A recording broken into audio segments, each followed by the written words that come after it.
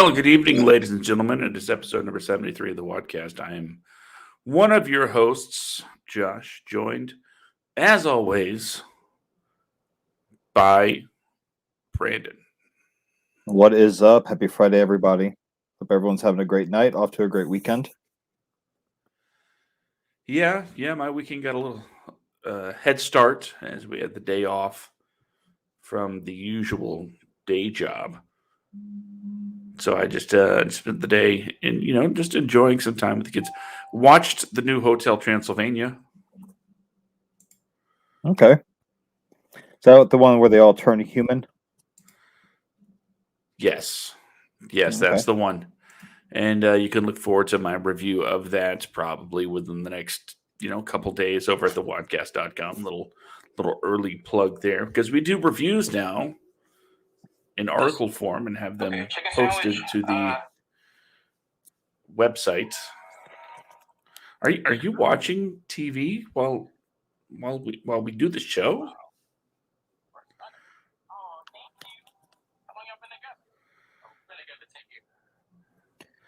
You are, aren't you? Sorry, I got my sidetracked. goodness. Sorry, my headset actually fell up. I'm trying to adjust it here. All right.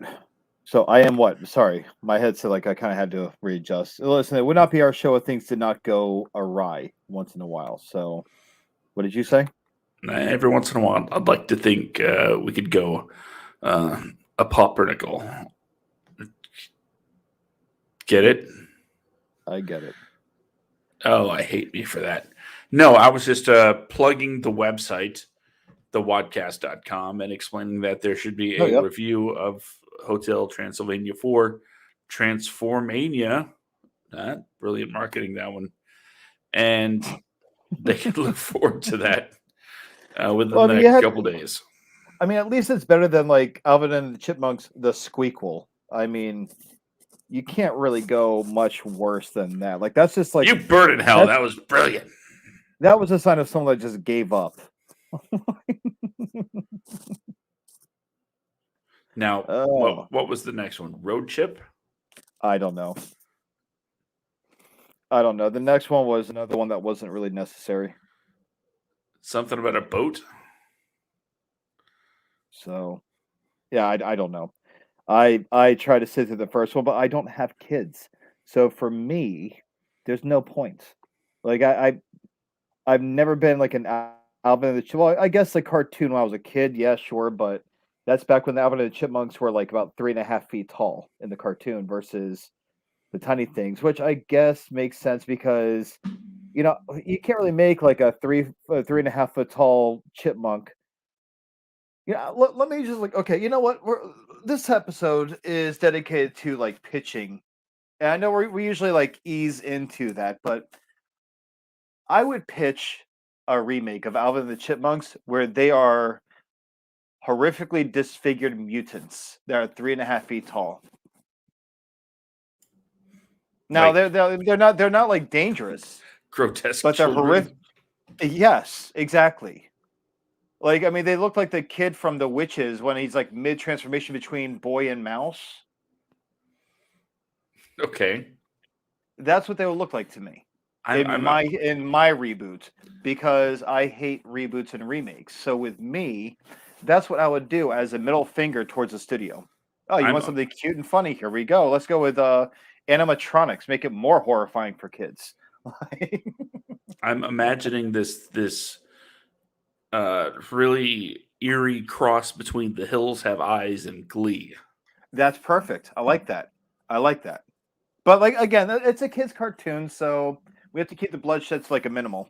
But yeah, just we would have it to where maybe Dave is trying to be the best father he can be for the chipmunks, and meantime he's got to deal with a backlash of modern society saying that he can't just go and how about this? How about he didn't procure the proper permits to have pet chipmunks of that size and gargantuan nature, and so the chipmunks now have to go about and declare some sort of, I guess, like independence or emancipation,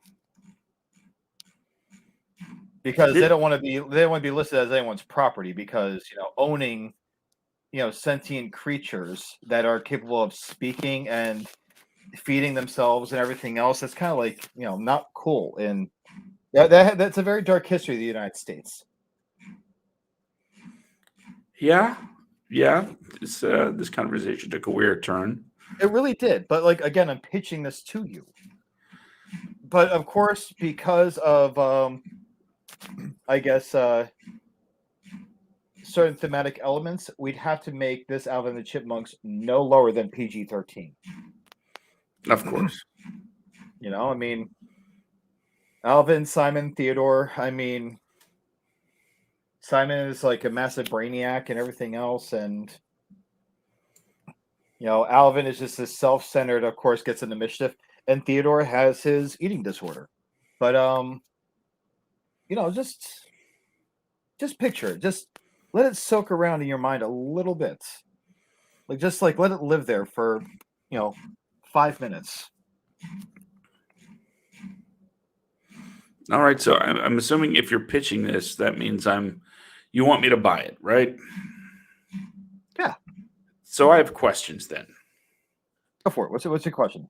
All right. First of all, for the sake of, we'll say, inclusion, which one of the chipmunks is going to be the representative for the LGBTQ plus community? Or will it be Dave? Simon.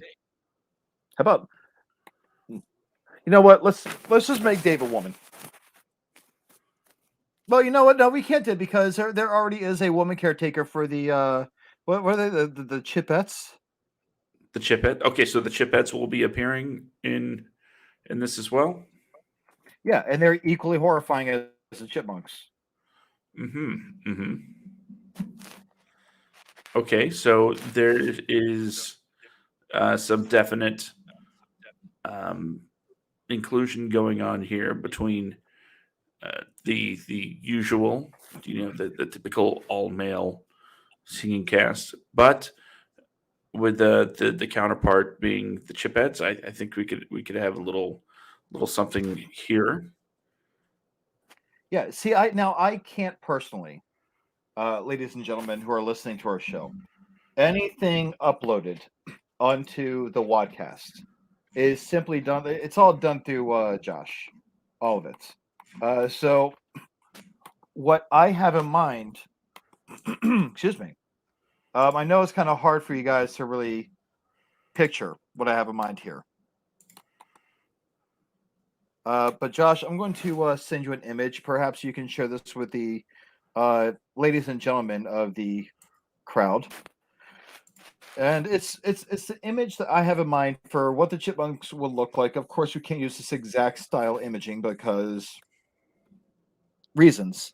We don't really have the rights to this image. Give me a second. Computer's running a little slow here.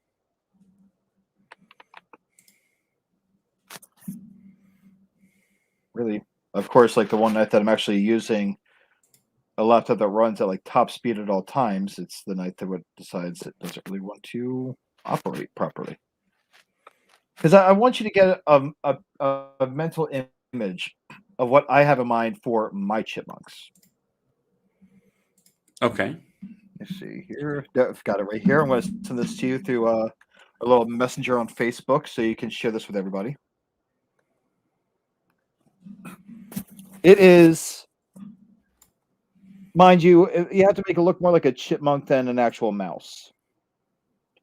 But I think with the belly and everything else, I think this would be a great Theodore. Okay, I'm getting that loaded up right now.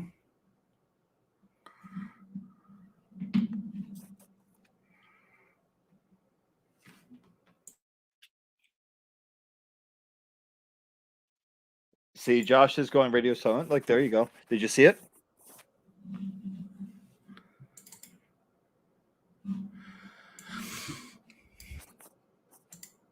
Josh. No, I'm So make sure that you got the picture. That's all.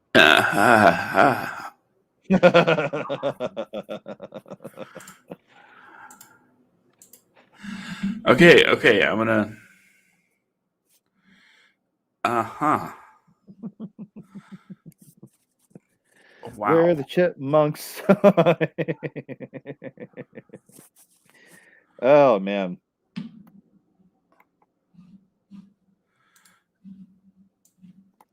I think it's brilliant. That's gonna haunt me. I think it's brilliant. I think that's a great start to a live action Chipmunks. Because All right. these cartoons because they're I not had to live see action it, so do anymore. you. Yeah, I mean, they make these quote unquote live action films, but they're not live action. They're all CGI cartoons. So let's come away from that a little bit and make them live action.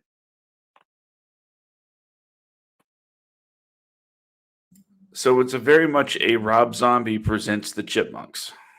I that's brilliant to me. That is brilliant to me. Instead of Dave Seville, why not go all the way and have Rob Zombie be the Chipmunk caretaker?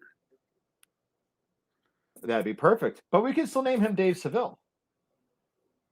It'll just be Rob Zombie. Dave Seville played. Come on, can you imagine Rob Zombie with it? Can you imagine Dave Seville with like the polo shirt tucked into the khakis and everything else, loaded with tattoos, a long beard, and dreads. Looking like his smell is offensive to all five tastes. Yeah. How awesome would that be? No offense, Rob Zombie. I am a huge fan of yours. I really am. But come on, man. That would be hysterical. And then if he has to clean up, he does nothing with a beard and he puts his hair in a man bun. At some point, can the Chipettes braid his beard? I mean, God, I mean, I guess I can do that. Like, if that means it's going to get sold, sure.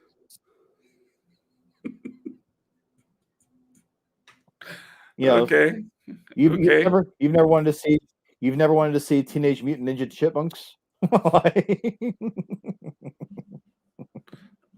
I didn't know I wanted to until now.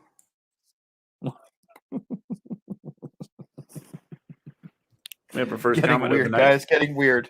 Yep, we're getting weird. Oh man. Hey, listen, I forewarned everybody with the Facebook post earlier that we were not going to be serious this episode at all. We are very serious most episodes. We actually like to get into serious conversation. And I have, Josh, correct me if I'm wrong, I have cleaned up my act quite a bit. You're wrong. So, you know what? You wait till we get into the actual pitches for what, how we would reimagine older TV shows. All right. Well, then how about first we take a second to reset, because we did advertise a different show for tonight. Yes. So would you like me to address that, or do you want to address Go that? for it. Okay. Well, ladies and gentlemen, originally tonight we were going to have this really awesome guy, really great guy, Matt Mitchell. He was going to be on our show. He's a cinematographer, photographer, actor, and producer living out here in Los Angeles. I've worked with him a few times. He's a really great guy. Really nice guy, really intelligent, very talented, absolutely hysterical, very charming guy. I was looking forward to having him on the show. I'm not going to get into why he's not on this week, because that's not my business to divulge, and I wouldn't appreciate if someone really put my personal stuff out there. But things didn't work out this week with him, but we will have him next week. So the topic of tonight's show literally just came. Well, I believe I was sitting down having a beer and a shot earlier, and we were just joking about stuff like, "Hey, that's a great idea for a show tonight." Like most of our ideas. Yeah, on the fly. And the thing is, we actually have a list of great ideas for episodes. We have a long list of these things. Yeah, we do, don't we? But we just decided to wing this one tonight because you know what? We'll have fun. But basically what I would say is like the most out of divulge is that Matt's not feeling well, and Matt, I definitely hope you feel better as soon as possible, buddy. I really do, and I cannot wait to have you on the show. I really can't. Yeah, I'm excited to have you on. Josh is excited to have you on, and looking forward to making that happen as soon as possible. And he said that he should be back up and running, and he should be good for next week. So I'm very much looking forward to next week's show. But if you guys want to know anything about Matt's work, I will post links to some things that he's been in. Of course, with the permission of the producers and directors, namely our a good friend of ours and a previous guest on our show, Brian Wallace. But yeah, like he's phenomenal cinematographer. He knows his shit. He's on it, but he's just not feeling well this week. But we're gonna have him on next week. But yeah, that's it. So we came up with this idea today while we were having while I was having a drink and you were being a good father. It's been known to happen. It has been known to happen. And it just seemed like a good idea because we're talking about things that are being remade, like Bel Air. It's taking a darker turn it's coming away from like the sitcom roots of Fresh Prince of Bel Air. I was apprehensive, but I saw the trailer for Bel Air and the more serious tone it took. I'm like, oh, okay. Like, you have like in the words of Leo DiCaprio in Django, you had my curiosity, but now you have my attention. I want to see where this goes. It's going to be very sad seeing Uncle Phil played by anyone other than our Uncle Phil. But you know, the only way I'm not going to follow through with what I was going to say. But the thing is you can't have him come back and play that character. Obviously, he's been passed for a few years now. But legendary actor. Yep. And most people somehow still don't know that he was the voice of Shredder. I don't know how people don't know that, but he was the voice of Shredder in the 80s and early 90s Ninja Turtles cartoon. So he's very much missed. But yeah, so we were talking about that, and you and I got into a conversation about tonight, and we decided that we would have our own ideas for TV shows, and that we would pitch them to each other. One person is going to be the producer, the other one's going to be the writer that wants to pitch this great idea based off of an old property that has come out decades ago that now they want to revisit, because that seems to be the new thing between Fuller House, Saved by the Bell, what do you call it? The Wonder Years. It's just MacGyver. I think Quantum Leap is next, right? Yeah, Magnum PI. Quantum Leap is supposedly next up on the block to be not remade. Yeah, I don't know if it's going to be a remake or if it's going to be an update on it. If Sam is still bouncing around, you know, at this point he must have been through like tens of thousands of people's lives. Possibly. Can you imagine, like, if they were to bring that back and they were to carry on with the original premise and the original actor doing this?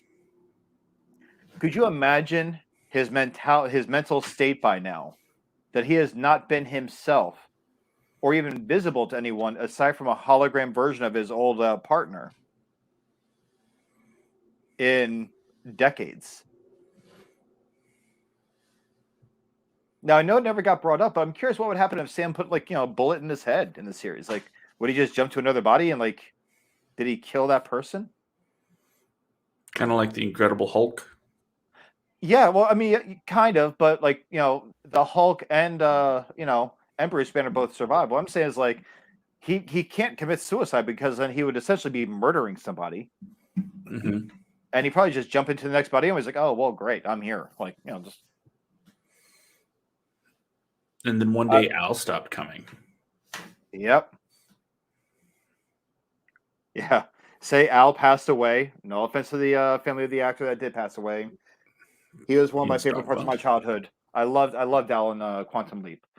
But so yeah, Al is no longer there. So he is all by himself, jumping through time from body to body. That's got to be a hell of a toll on your mental, stability. Being the jumping off point of a new follow-up series, but you're not following Sam. You're following, say, somebody that's went into the quantum accelerator to retrieve him. Okay. And the premise is they're looking for him because he has been leaping on his own for decades now. And they don't know where he is. Let me just expand on something here. I said we have Quantum Leap, but not Quantum Leap. It'll be Quantum Experience. It'll be from the perspective of the people around Sam who can't see his reflection of a different person. They just have their family member acting like a complete whack job, completely out of nature. And the whole time, Sam's got his little quips like, oh boy, whatever. And he keeps looking at himself in the mirror. And they're like, what are you staring at? That's you.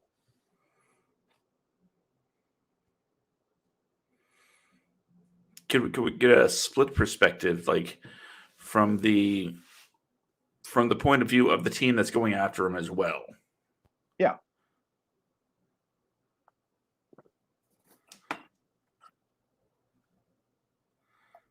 Yeah, there's a lot of really dark things that they never really talked about in Quantum Leap. His job, it wasn't what he was doing. Was he just fixing the person's life or something? He's trying to put right what once went wrong. Okay. And hoping that each step is the next jump home. I know. But the thing is, you never really see the after effects of it. What if he really just messes shit up? By him doing something good causes an orphanage to burn down with everyone in it. Huh? It's kind of touched on during the Lee Harvey Oswald story arc. And I honestly, I watched the entire series. I bought it at like I told you earlier. I bought it at Walmart. I fell asleep, so I don't remember that episode. Well, it was a 2-episode arc, and it had him leaping, throughout the life of Lee Harvey Oswald, and he finally gets to the point where everybody's, anxious about the day in Dallas, right? That's right. Yep. And it seems like Lee Harvey is almost taking back control of his body at points, which is weird because he's supposed to be in the waiting room, right? And Sam is having tremendous difficulty fighting off the personality. So it gets to the end.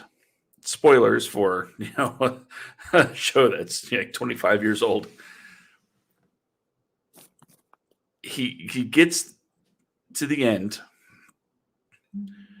He's in the book depository. The shot goes off. He leaps out.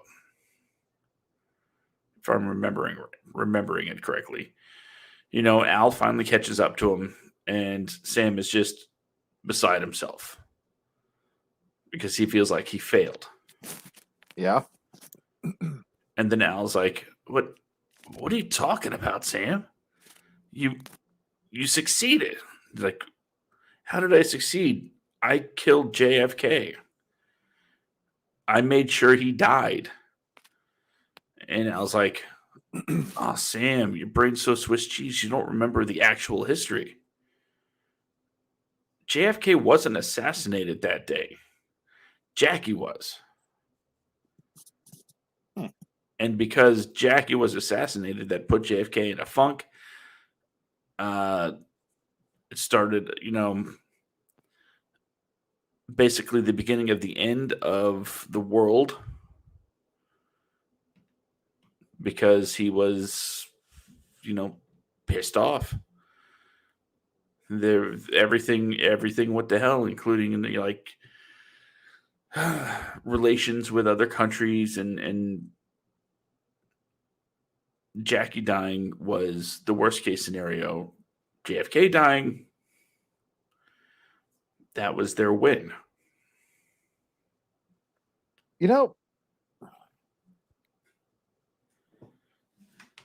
There's one thing I'm curious about with Scott Bakula, though, with the whole character of Quantum Leap, and we're on Quantum Leap much longer than I thought we'd be on Quantum Leap. But how do you know that, if you're watching a movie, it's not really Sam acting in it or directing it or something like that? You don't. And also, maybe that means Sam will jump back in time and actually make a good Matrix Resurrections film. But the thing is, okay, coming off Matrix Resurrections, I've gotten eaten alive over that one before. But Sam jumps into men's and women's bodies alike. It doesn't matter the sex; he jumps into the bodies. Right. What if, if he jumps into a woman's body and the husband's all horned up and it's their anniversary and all that stuff, or it's their honeymoon? You know where I'm going with this, right? Where does it go? Yeah,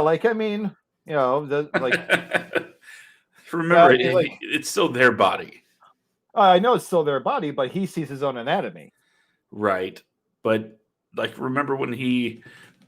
or does he see his own anatomy? In the...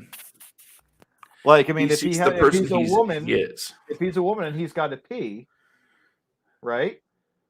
Now, he sees his own anatomy in, the mirrors, and you see his anatomy when you're looking at him in the show. But we've never seen him when he's, in woman form, if he's got to go pee.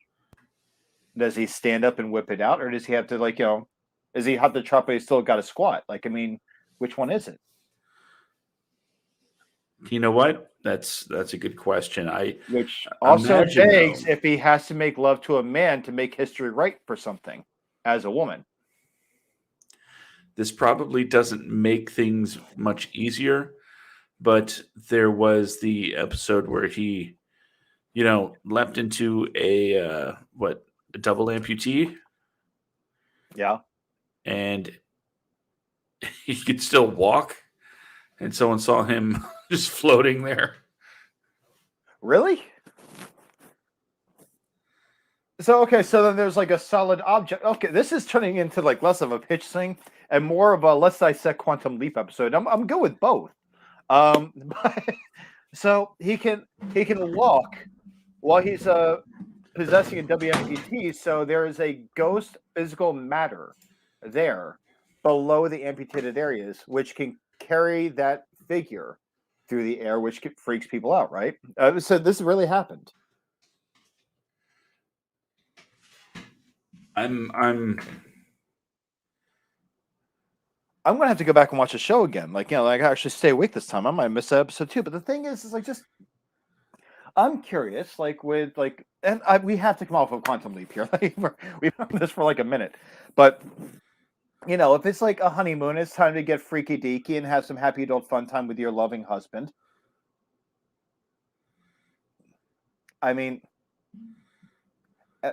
If there's physical matter there that you just can't see and everyone else sees what's right in front of their eyes, if the husband's trying to do anything with the southern region, is he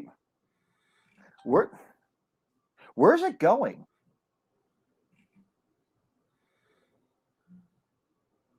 Either way, so this is going to be a really weird conversation, and Amber, I think you're premature with the whole we're getting weird.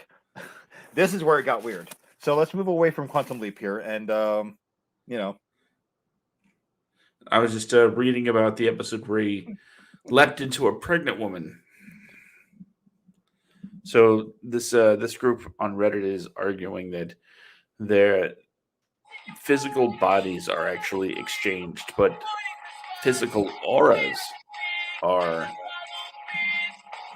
what everybody sees. Yeah. So It's they make the argument that when Sam leapt into a pregnant woman, when Sam goes into labor, which he's saying it's impossible. There's not a baby in me because he's physically there. And Al was explaining that, oh yeah, we're really trying to make sure this woman does not give birth in the 21st century, in the waiting room. And so okay. they were trying to prevent a delivery in the waiting room. That was the episode? Well, in the episode where he leaps into a pregnant woman, yeah. Gotcha. Okay. But yeah, other people are citing the, not only does he walk when he's supposed to be a double amputee, he can see when he's supposed to be blind. He, all of those times that he gets into fights and everyone's like, but you're such a tiny little whatever, and you punch like a big ass man. Yeah, he's like the 6'2" guy with like muscles and everything. I'm just curious. Like, I mean, I'm really curious about that kind of stuff. Like, I mean, it's God. We have been on this for like 20 minutes.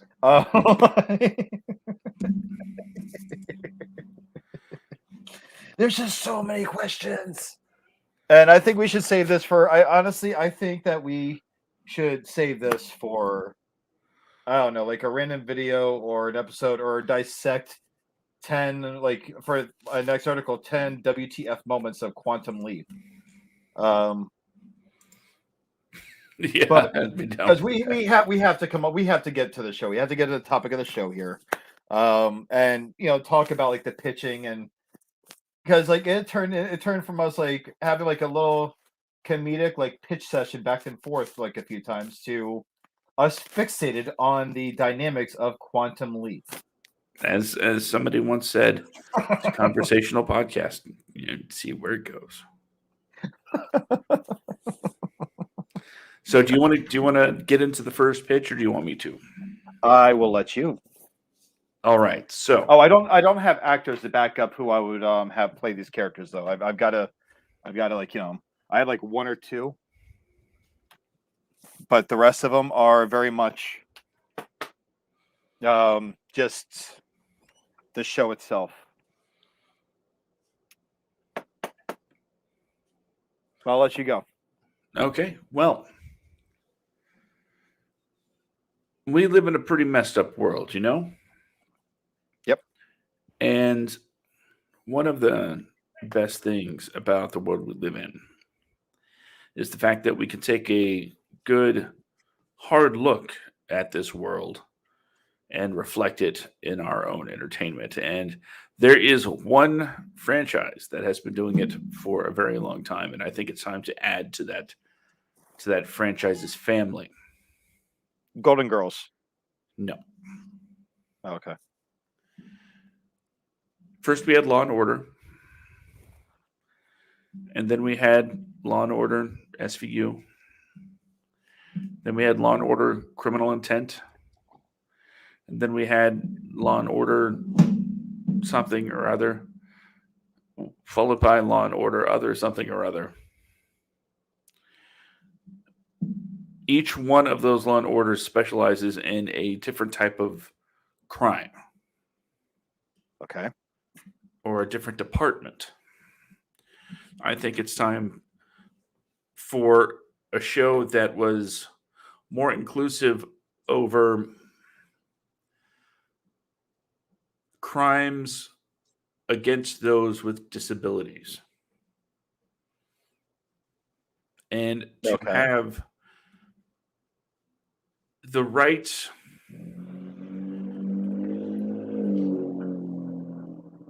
stars for that show, you would need the right characters, because that's what draws actors to roles, characters.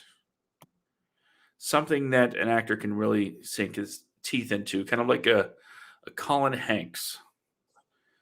I can imagine All right, well, Colin Hanks starring in this. well, you have to like break down the characters. Like, how would you have the characters? Like, I mean, would you have like a rough and gruff like detective, and have like the classic mismatch? Like, one's a serious cop, and the other one's like, oh, it's a loose cannon. You know, Lethal Weapon and all those other like Well, you see, I'm gonna be taking it in a things. completely different direction because Colin Hanks he's the guy that's going to be, the sort of by the book kind of guy, but he has to be because his partner, who we will not cast with a name, we're going to open that audition up for obvious reasons. Once I get to the title, we're going to create stars and we're going to create a following. We are going to create a brand new genre of procedural cop show. Okay. Something that's going to be imitated for generations to come. So allow me, just picture me like pulling back a board, right? As I have the easel, standing there with my pitch, pulling back the top board, revealing the title, Law and Order, SDU. And as under SDU, it says Special Detectives Unit. Okay. It's a unit in the NYPD that is made up of nothing but handy-capable people.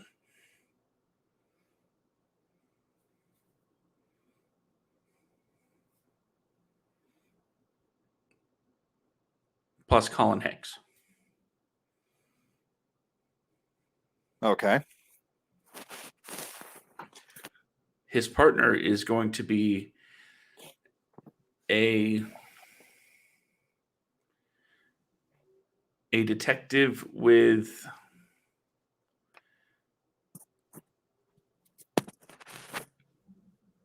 an unnamed disorder. And the relationship is going to be Colin Hanks, the straight-laced by the book detective, trying to figure out how to help his partner best. Okay. Special Detectives Unit. What do you think? I like it. Is that why they're special? Yes. Okay. Mildly offensive. I'm on board. Honestly, I thought I could have taken it to another level there, but Well, I'm happy you did, because like you're supposed to be the one out of the two of us that's like more grounding for people like myself. Okay. Okay, we'll put that on the shelf somewhere, and we'll get to it eventually. I look forward to hearing back from you. God. Oh man, there's a special place in hell for you just for even like pitching that. You know that, right? What?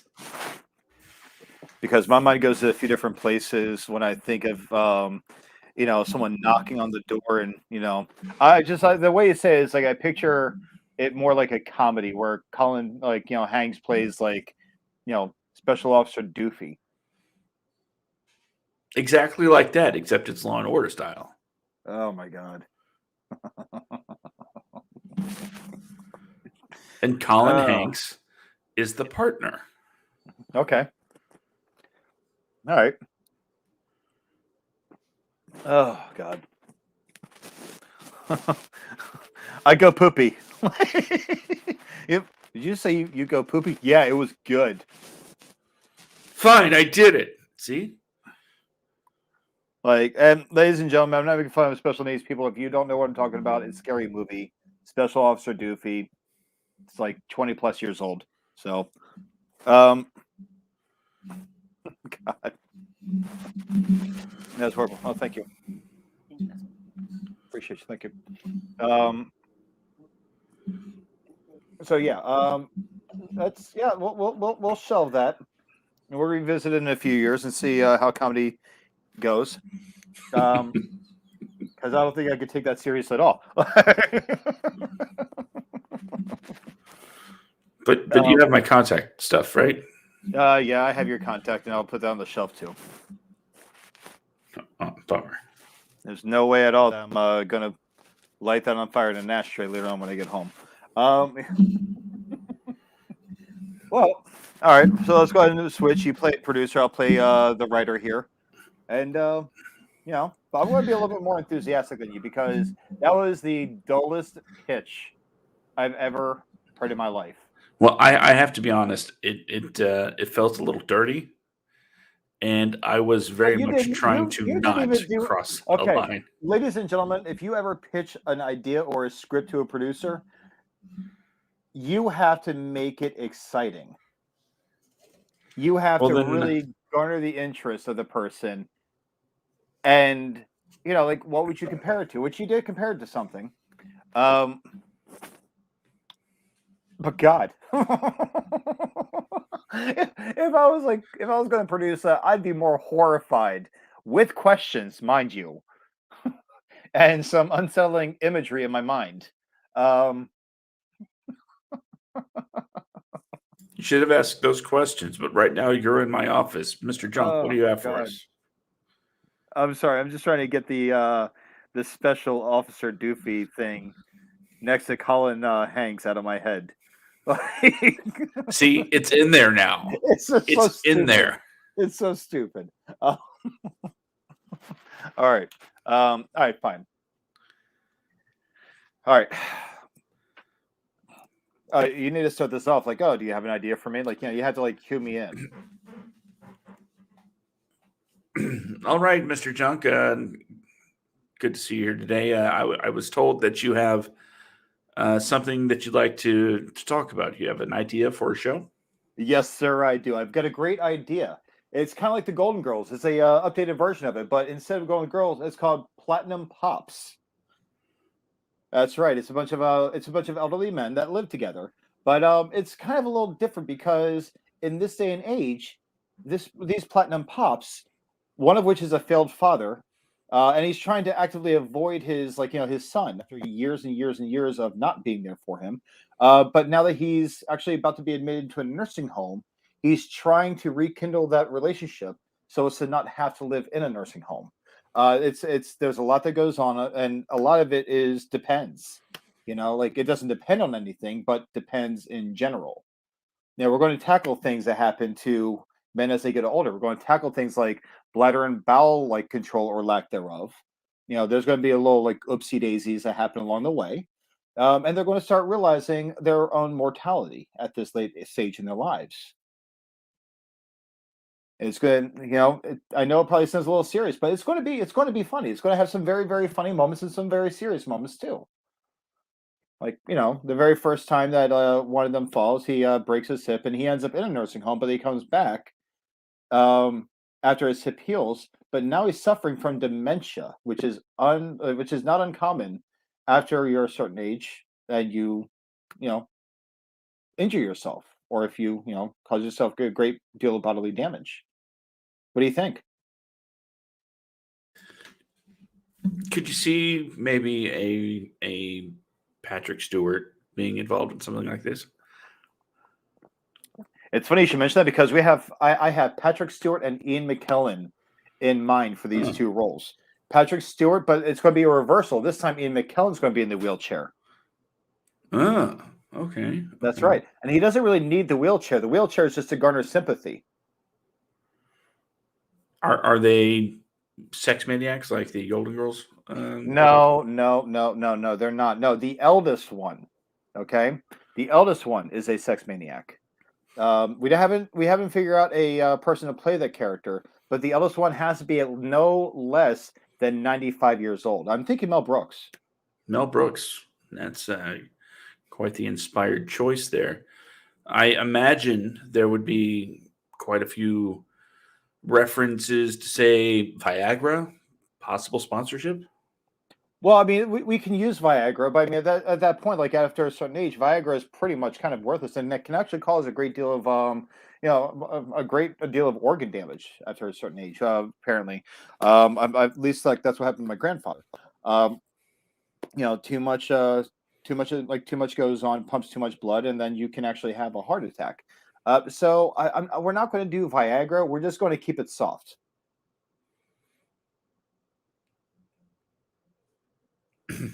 Okay. So right now, you're looking at a cast of Patrick Stewart, Ian McKellen, and Mel Brooks. Was there a fourth? Well, Mel Brooks is the eldest. He plays Patrick Stewart's father. Okay. Now we can easily de-age Patrick Stewart a little bit, but make him like young enough to play Mel Brooks' son. But there's not much of a difference because like the mom in Golden Girls and Dorothy, they were actually like Dorothy was older than the mom, believe it or not. So it's like we're going to try to do something like that. Now, as far as the son for Ian McKellen goes, we're going to get Don Cheadle. Okay. And we'll never explain that at all. Would you be explaining why Mel Brooks has a European child? No, never. Okay, good. Because No, you can't explain one without the other. Exposition. Well, it's a lot of exposition, and we just like think that people just like ignore because of an all-star cast. So I mean, the more questions they have, the less we answer, the better off they are. And, I hate to ask, how many seasons do you think this could run? Well, I mean, we'll probably keep like 3 to make sure that we have all the cast survive till completion, so that we can make as much money as we can, and then we'll focus on the reruns. But we're not just going to go through the script. There's also a lot of marketability. There's a lot of things like we can have action figures. They're not going to have a whole lot of articulation in them. They're just going to have like maybe like one of them can't really bend the knee that well. So it's really going to be like just like basic toys that you have. One knee can bend just fine. The other one, the back doesn't stand up all the way straight. And no matter what you do, they're constantly going to kind of like just wobble as you try to play with them. It's really awesome. Like the test audiences, they love them. So it's like there's like there's a commercial viability to this. So what do you think? I mean, it's like if you have you ever gotten an action figure, or your son or daughters or whoever, your nephews, have ever gotten an action figure and they can't quite bend the knee all the way on it because it's just like so tough, but the other one just like flops back and forth like it's nothing? Oh yeah. That's what these toys are going to be like. So it's not only a cross promotional tool for, say, elderly items, but there is a market there for children, and not only children, but also man children that are longing for the same types of toys that they had in their youth. Yeah, we're gonna have board games like bingo. For the show. People love bingo, especially elderly people. And we're going to like really try to get this up there. We're going to do everything we can. Now, what day of the week do you think? I mean, the time slot. What are you thinking? I mean, it's probably going to be best if we have it like earlier in the evening, like around like 5 o'clock in the evening, somewhere around then. We find that our test audience for the rough pilot that we shot were the unsigned actors. I can't divulge a whole lot, but there was a test audience showing, and it was very popular amongst people ages 75 and up. So that's the market we're going to go with. But we also have a lot of lots of positive ratings from people that work in certain fields and like medical and stuff like that. Especially if they're married to people that live in centers that are medical centers. So there's a lot of like positive feedback on that front. And we're not going to label like having to wear Depends or the bowel and bladder loss as anything bad, because it's a part of life. It happens. So we're marketing that as like a positive spin on things. Aging, it gets better. It doesn't get bad. It gets better. These are not your golden years. These are your platinum years. Hence, platinum pops. Okay. I'm seeing this play out in my head, especially the part about the early bird crowd. Yep. It's too good for prime time almost. Yeah, we're trying to get it between episodes. We're trying to get it on the same time slot, but between episodes of Jag and Matlock. Okay. If we can get it like on like Nick at Night, we'll be good then too, because some of our audience is a little confused.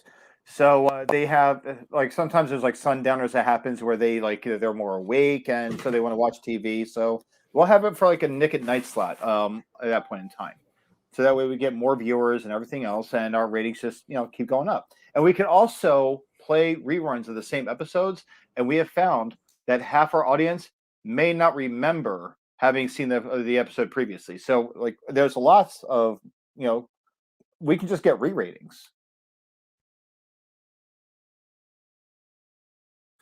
Okay, this market that you're targeting, this demographic, very lucrative. Yes, I will admit, with the pensions and Social Security.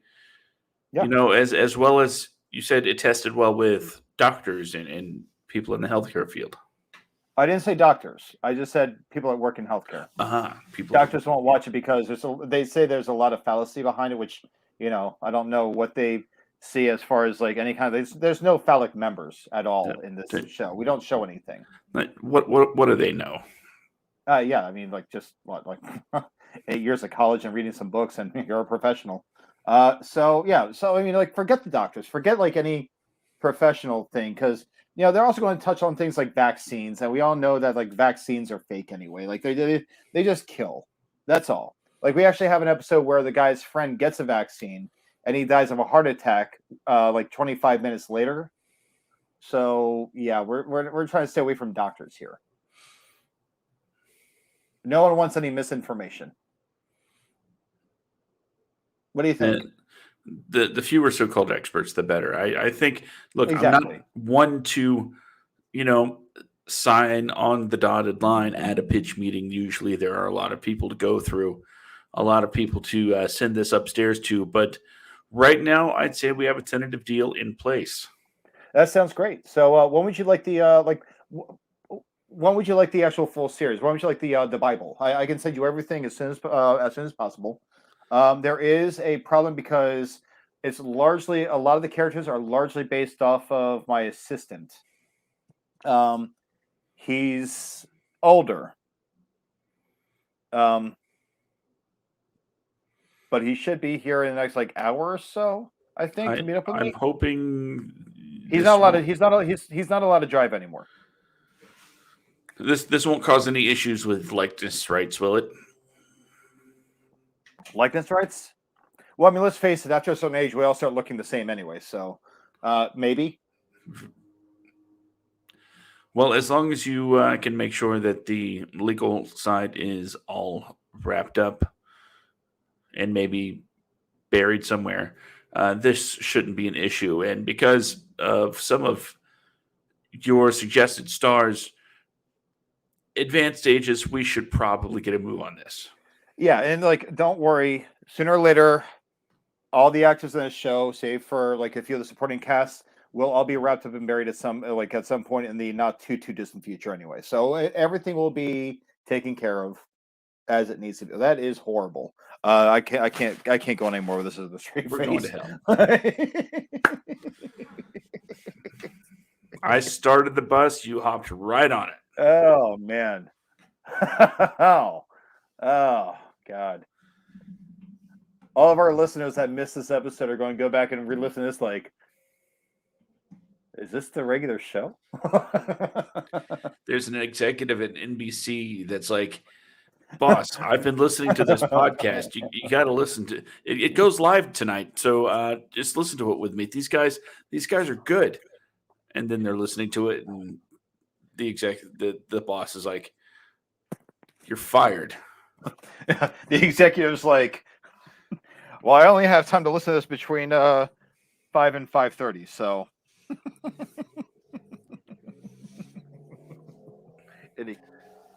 well, I have a show that's I didn't cue you in, sir. You did not come into my office and say, I have a show for you. You're to be invited in. So I expect you. Go ahead and knock on the door right now. Hold on, I'm in the office with the secretary. I'm Josh here for my 5 o'clock.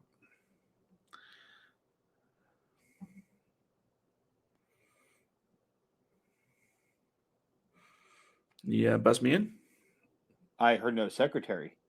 Oh, I'm sorry. Yeah. Come into my office. Hi, I'm Josh. Josh, 1 second. I'm on the phone.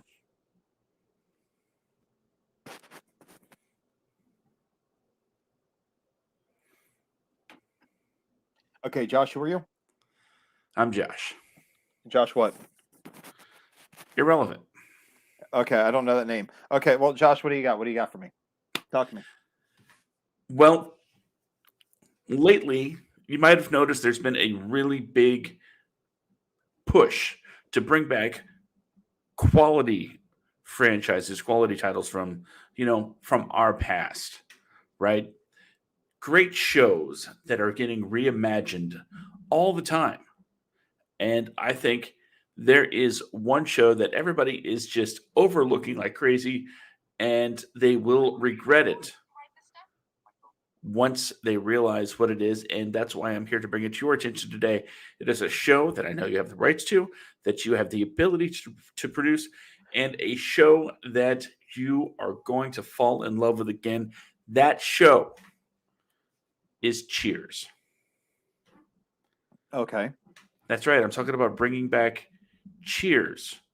So a show about a whole bunch of drunk people who never really drink their beers and then leave without paying their tabs? Absolutely not. While the bartender just like goes out of his way to get laid as much as possible by anyone in the most unprofessional ways possible.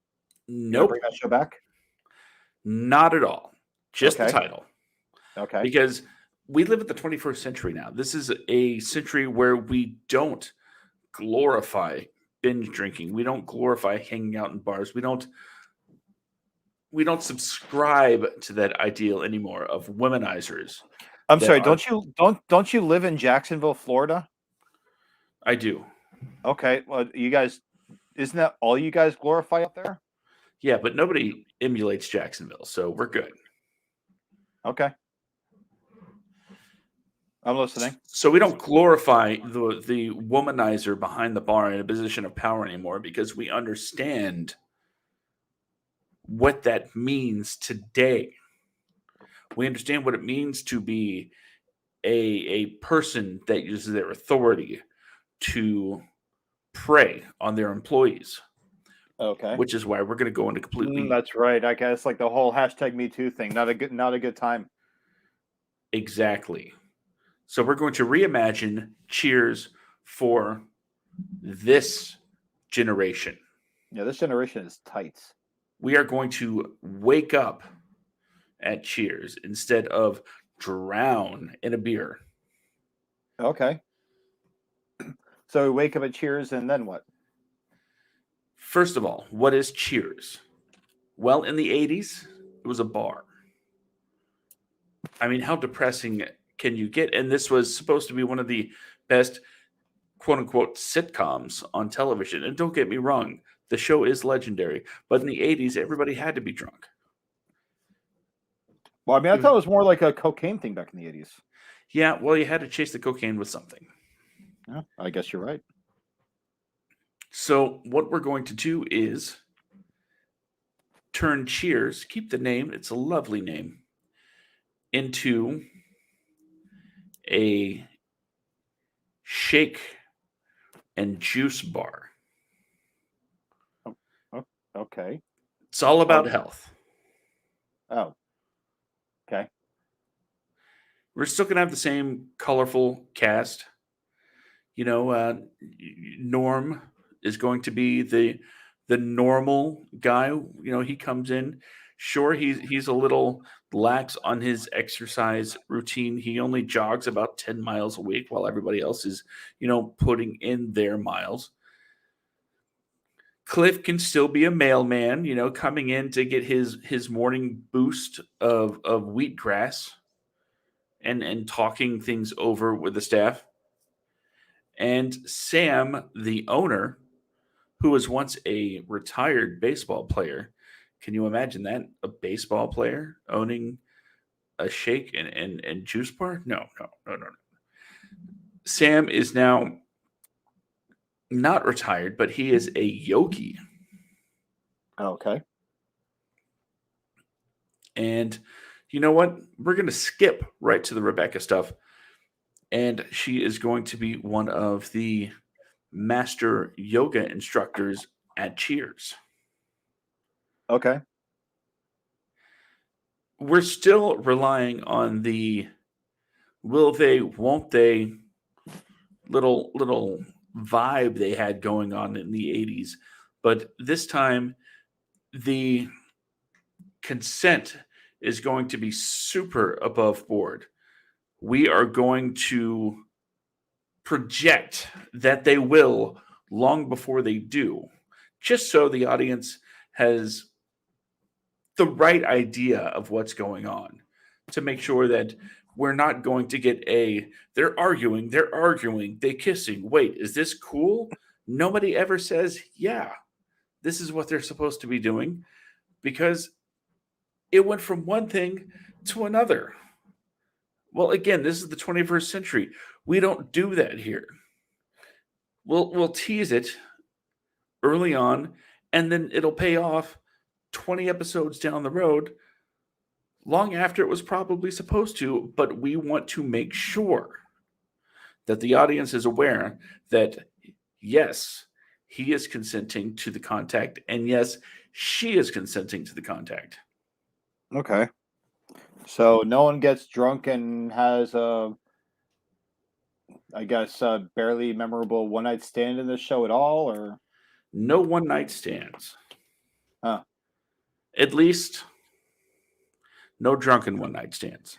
Well, Because I do have a not a rock solid partnership with an app company, but we do have a tentative deal to help promote their consent app. okay. So at some point, Sam, maybe he does have a date. The majority of the episode could be them basically teaching the audience how to use this app and show the audience what it's like to get written consent to engage in promiscuity before you do. Oh, okay. Okay. I See where you're going present with to you. this. Cheers. You know what? These times, there's a whole lot of virtue signaling going on, a lot of peacocking. I think it'd be so it'd be received well, and probably shown at every single moment on TikTok on how to properly treat a person and everything. I think there's like a marketability for it. We'll go with it. You have yourself a deal. Yes, absolutely. Congratulations. You are now the sole writer to a very mediocre series. Can't wait to get started. My dreams have come true. If only writing was that easy. Well, actually, it is easy to write something mediocre. Yeah, it took me like 5 seconds to come up with that. Oh, you're going to love mine then. Go ahead. It's called the B team. It's like the A team, but the B team. These are the guys that are on the sidelines waiting for the A team to fail. There's lots of sitting, lots of conversation. They get into talks about their families and everything else. You see their life at home, going grocery shopping and things of that nature. But it's more of a documentary about the B team, while the A team is traveling the world on paid assignments to fix problems and right wrongs. The B team is just living their life.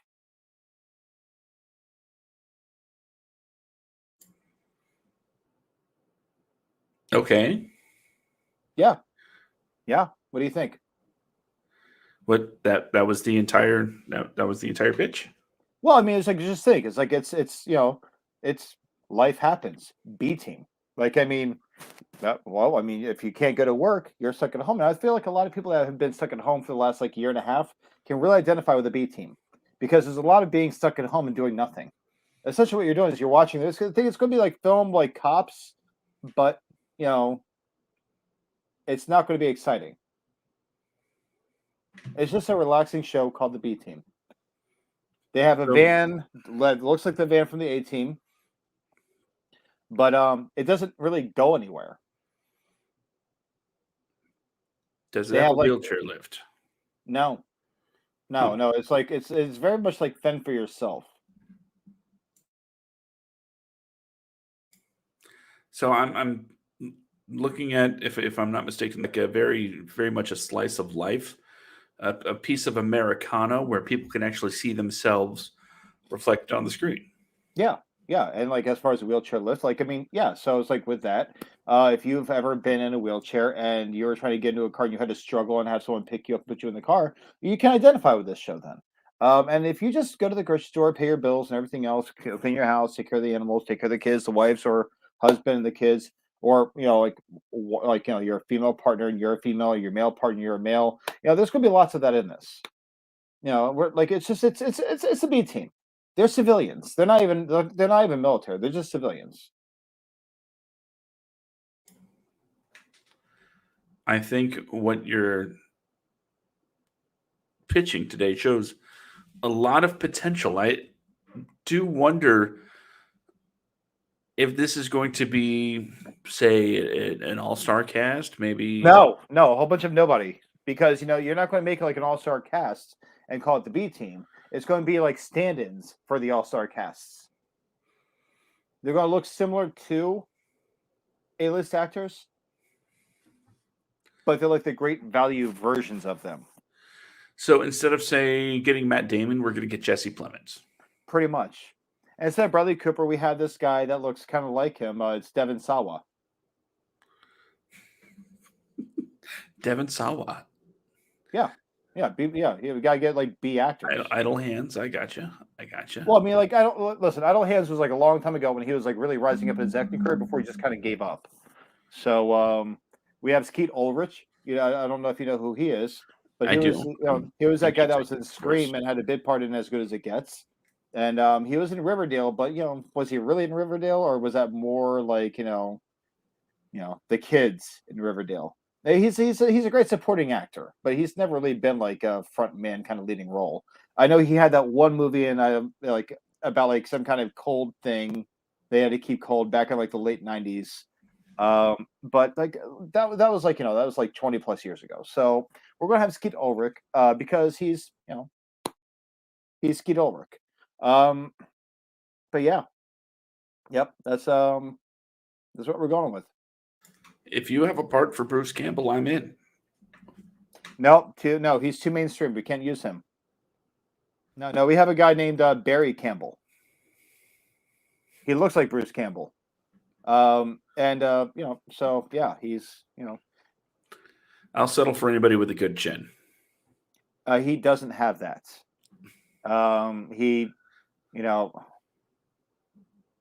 It's more like grounded in reality, so accidents happen to people. Barry doesn't have much of a chin. He was definitely the thing. He's like JD from Scrubs. That kind of a chin where it kind of like blends into the neck a little bit. Like think like Zach Braff, but with less of a chin. And you're sure we can't get Zach Braff? No, it's got to be Barry. And he's got great eyes though. He's got great eyes. They're very expressive. Yeah. All right. Here's what we're gonna do. We're gonna run this up to legal and see what they can buy it now. This. They are going to probably send that back down to the mailroom, see what those guys have ideas for this, and we will probably never get back to you. Oh, okay. So you're going to take it? Absolutely. I mean, come on. Be a member of the B team. The A team's too overhyped. They're too prolific. The B team, they make things happen at home. Well, you know what? I'm going to be uncharacteristically honest with you, Mr. Bradley. It's Brandon. Yeah, whatever. What we're going to do is this fall on our network, we are going to be releasing a new television show called The C Team. Oh, okay. So then let's make this the D team then. The D team is what it was called, not the B team, the D team. The D team, because they come after A, B, C. D is like the fourth one down. They are the main people that make things work. They're janitors by trade. They're the unsung heroes of society. There's a janitor, there's a CNA. There's CNA. Pretty much. Yeah, like there's a garbage guy that works with them. Stop right there. Stop. My entire intention was to take everything you told me about the B team, steal it, and call it the C team. Yeah. Cut you out completely. Okay. Well, then, the D team, I'm ready to write you a check right now. Let's go. Let's make it work. Let's do it. Because, like they say to nurses nationwide, you're heroes. So you are a hero for doing this because we're going to make these heroes nationwide. We also have a grocery store bagger and a Walmart greeter.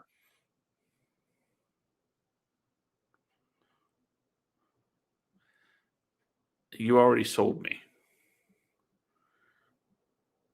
Let's get this into development. Oh God, we are all going to fucking hell with this. All right. Well, it is. Oh God, we are actually going a little bit with this. Okay. We got stuck on Quantum Leap for too long, buddy. I can't do my last one? Do one more, and then we got to call it for this. All right.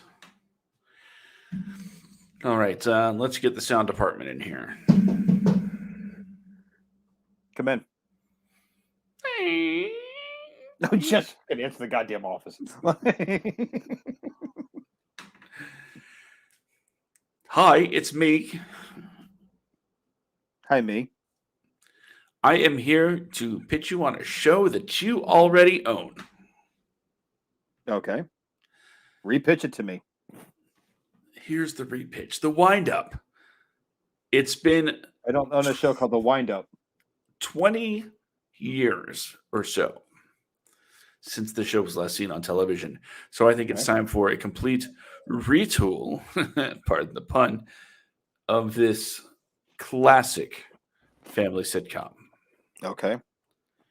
Much like Bel-Air took The Fresh Prince of Bel-Air and made it a drama, I'm pitching to you today another classic family sitcom to be retooled. I did it again. As a 1-hour drama. Okay. Picture this. There's a man that lives in Michigan who hosts a handyman show called Tool Time. Okay. And when he's not working on his show, he's spending time with his family. I bet you're thinking, you're just telling me about Home Improvement. Yes, I am. But in this version of Home Improvement, it's dramatic. Tim Taylor isn't a goofy, lovable TV show host. He's not a foolish father that breaks everything in the house. No, he is an actual brilliant man with a sharp mind and a keen instinct for business. Okay. He has taken his TV show Tool Time and made it the #1 home repair show in the country. And the success is getting to him. Affairs are had. Paparazzi is everywhere. He is a celebrity. And he's struggling to make sure that his show stays not only successful, but his family doesn't learn about his indiscretions and his secrets but he also wants to be there for them. So he's juggling all of these different lives. But at the same time, Al Borland, his faithful sidekick on the sitcom. Is he having an affair with Jill? Yes. Nice. Affairs are tight. And not only does Al want Tim's family for his own, he wants the show for himself too. Okay. So there's a lot of I love it. There's a lot of tension in the air as Al sets Tim up for failure at almost every corner. Okay. Almost killing him repeatedly, but never quite getting the job done. No, what about Wilson? Wilson, in the sitcom, he was the wise neighbor that offered advice every now and then. In this version, Wilson, still behind the fence. You still never see his face. But he's not dispensing sage advice in the form of very odd quotes that Tim can kind of, I don't know, interpret any way he wants.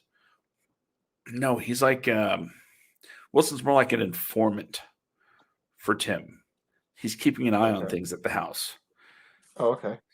So when something happens, Wilson's the one on the other side of the fence saying, "Howdy ho, Tim.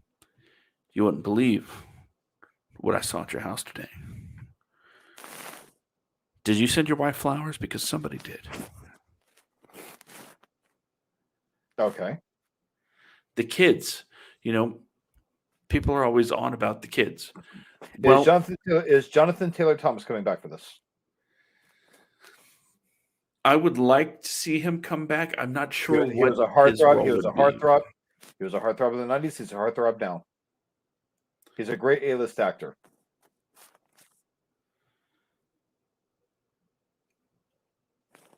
I could see him coming back.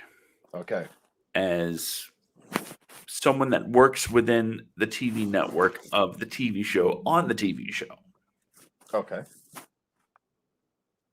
Someone else that he's working with Al to cut Tim out of the picture, but not for the personal reasons that Al has, but purely for business reasons and ego. That's right. He and Tim have something of a rivalry going. He is the Binford Tools rep. Yes, that's it. He's the sponsor. You're bringing some great energy to this. I definitely understand why you have so many producer credits. It's mind-blowing how good you are at this. Jonathan Taylor Thomas comes back as the Binford representative. Hell, let's make him the president of Binford Tools, where he butts heads with Tim, right? Okay. Because Tim Taylor is always very loudly proclaiming that he is the one that made Binford Tools what it is. He is the one that put everything on the map. He is, beating on his chest. He is the one that did all this. Well, whereas Jonathan Taylor Thomas's character is like, "No, fool, we created you." And they're both battling egos, trying to figure out who was responsible for whose success. Okay. So this 1 hour drama takes place in a world where Tim, the tool man Taylor, is being accosted on all fronts. And he's just looking for his happiness. That's why he dives down into a rabbit hole of booze and pills. But at the same time, he still does want to be a good family man to his 3 kids, who are all getting very caught up into their own lives, with their own emotional traumas, and are really having a hard time figuring out how to live in this world where their dad, who is famous and has very personal problems, and their parents' marriage is rocky, and their mom, who is having affairs that they can't talk about, and doing all sorts of crazy things when dad's not home. and they have to live with all of these secrets and all of this burden, and it affects them in such a crazy way. Imagine it like The Sopranos, where all this stuff is going on. The family can't talk about anything. You know All of what? this stuff You know what? You know what? You know what? Say no more. You got a deal. Let's make a serious Tim Taylor show. I'm good with it. Let's do it. Okay.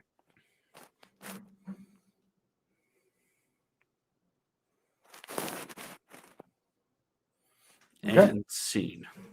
And scene.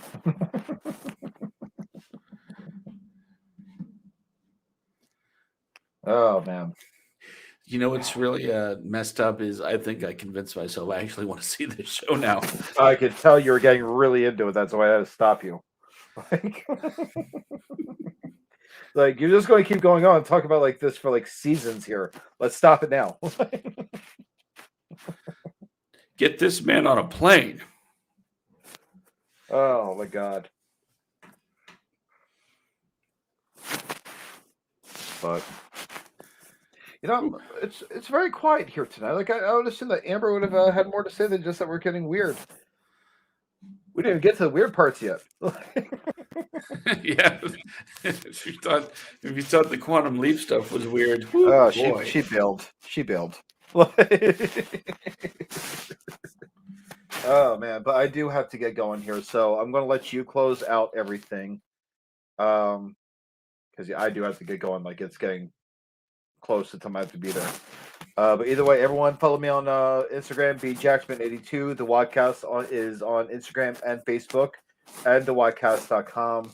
We have articles, we have opinion pieces, top 5, top 10s, all that stuff.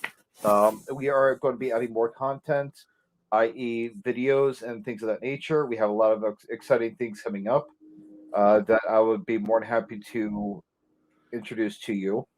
But right now I can't. Not until we have something more to really show for it. But right now, the WADcast webpage is up and running. We have all kinds of goodies for you to go look at. If you have any ideas, things you want us to cover, by all means, let us know. We'll cover them. But that being the case, Josh, I do have to get going, buddy. Guys, it's been great. Have a great Friday night. And I'll let you do your inspirational Danny Tanner moment. By the way, rest in peace, Bob Saget. And Sidney Poitier, someone we forgot to... And Sidney Poitier, yes. Yes. But I got to go. Buddy, have a great night, okay? All right, man. You too. All right, bye. Well, it's just us, kids. Before I get into my final thoughts, I wanted to remind you that you could always go to semicorestudios.com. That's where all of the appropriate links are for my social media, as well as anything that is pertinent to how things are run here. The Patreon is up and running, and I think it's in a pretty respectable place as far as levels go, as tiers go. So if you want to check that out, go ahead. And you'll also find links to our merchandise store. And we will be having very new, very awesome designs in the upcoming weeks as the brand transition continues from Semicore Studios to the official, that's right, it's official, Wadco Media LLC. And that brings us to tonight's final thoughts. It begins, as always, with the following statement. The only thing standing between you and your dreams is you. I had a dream. Wow, I'm not sure where that came from. I had a vision. It seems a little more appropriate. That what we do here would be what we do in life. So we produced 72 episodes. This is the 73rd. And next thing you know, we started an LLC. It's a business now. But all it took was taking the first step, having an idea, starting on that journey, and not letting anybody, including myself, say that it's impossible.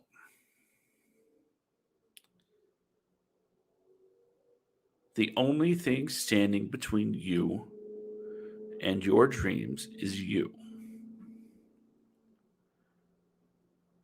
Don't start tomorrow. Don't start next week. Don't make it a resolution for 2022. Whatever you're doing, wherever you're listening to this, start right now. Get your plan together. If you have a movie, shoot it. You have a phone. Might not be the best movie in the world, but you know what? You shot something. If you have a script, write it. Even if it's on pen and paper. That means your idea for a script is on paper. It can be typed up later. It's all good. Take your ideas, put them down now. If you want to act, YouTube, TikTok, all of these platforms for you to just do these things and put it out there. One step. Just take one step. And the rest of your life can change forever.